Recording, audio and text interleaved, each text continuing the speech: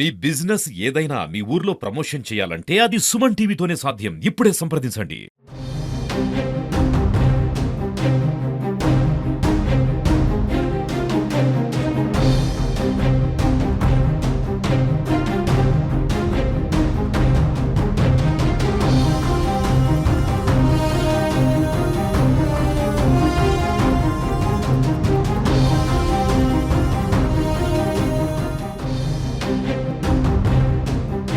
కి 1944లో Victoria dock యార్డ్లో అగ్ని ప్రమాదం జరిగింది. సో దానిలో ఫైర్ ఫైటింగ్ చేస్తూ 66 మంది ఫైర్ ఫైటర్స్ మరణించడం జరిగింది. సో వాళ్ళకి గౌరవవందనం చెల్లిస్తూ ప్రతి సంవత్సరం కూడా ఏప్రిల్ 14న మనము ఫైర్ సర్వీస్ వీక్ డేగా జరుపుకుంటున్నాం. దీనిలో భాగంగా మనము 14th నుంచి 20 వరకు అవేర్నెస్ ప్రోగ్రామ్స్ నిర్వహించడం జరుగుతుంది వారం రోజుల పాటు. సో దీనిలో మనము ఎవ్రీ డే కూడా డిఫరెంట్ టైప్ ఆఫ్ ప్రెమిసెస్లో అవేర్నెస్ కండక్ట్ చేస్తున్నాము. దానిలో భాగంగా మనం LPG godowns, cinema theatres, shopping malls కానీ లేకపోతే బస్ స్టాండ్స్, నెక్స్ట్ ఈరోజు హాస్పిటల్లో కూడా మనము ఫైర్ అవేర్నెస్ చేయడం జరిగింది. సో ముఖ్యంగా హాస్పిటల్స్లో వచ్చేసి అవేర్నెస్ అనేది చాలా ఇంపార్టెంట్. ఎందుకంటే దాంట్లో పేషెంట్స్ ఉంటారు. సో వాళ్ళు ఎవాక్యుయేషన్ అనేది ప్రాబ్లమాటిక్గా ఉంటుంది. కొంతమంది వాళ్ళకి మూవ్ అయ్యే పరిస్థితిలో ఉండకపోవచ్చు, సర్జరీస్ అయి ఉండొచ్చు, లేదా అన్కాన్షియస్ స్టేట్లో కూడా ఉంటారు. సో మనకు ఏదైనా అగ్ని ప్రమాదం హాస్పిటల్స్లో జరిగితే సో అక్కడ ఉన్నటువంటి సిబ్బంది కీ రోల్ ప్లే చేయాల్సి ఉంటుంది. వాళ్ళు తమని తాము రక్షించుకుంటూ పేషెంట్స్ కూడా రక్షించుకోవాల్సినటువంటి అవసరం ఉంది.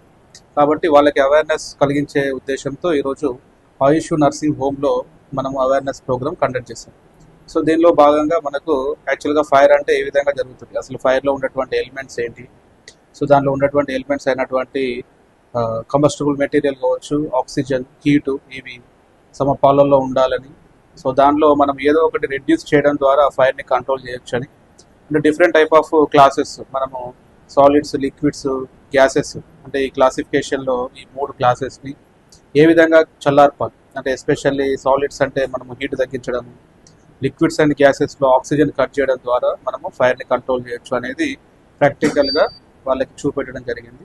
దాంతోపాటు హాస్పిటల్స్లో ఏదైనా అగ్ని ప్రమాదం జరిగితే అక్కడ ఉన్నటువంటి పేషెంట్స్ ఏ విధంగా ఎవాక్యుయేట్ చేయాలి, తమను తాము ఎలా రక్షించుకోవాలి, ఆక్సిజన్ డెఫిషిట్ ఏర్పడినప్పుడు మనం ఏ విధంగా ఎగ్జిట్ కావాలి. అంటే మనం ఆక్సిజన్ అనేది బరువుగా ఉంటుంది గాలి కంటే, కాబట్టి గ్రౌండ్ లెవెల్లోనే స్ప్రెడ్ అయి ఉంటుంది. ఈ స్మోక్, హీట్ గ్యాసెస్ అనేవి తక్కువ వెయిట్ ఉండడం వల్ల సీలింగ్, రూఫ్ లెవెల్లో ఉంటాయి. కాబట్టి మనము కింద క్రాలింగ్ చేస్తూ మనం ఎస్కేప్ రూట్స్ వరకు వెళ్ళి లేదా ఎగ్జిట్ పాయింట్స్ వరకు వెళ్ళి మనల్ని మనం రక్షించుకోవచ్చు అని, లేదా పేషెంట్స్ ఎవరైనా ట్రాప్ అయినా కూడా వాళ్ళని కూడా రక్షించే ప్రయత్నం చేయొచ్చు.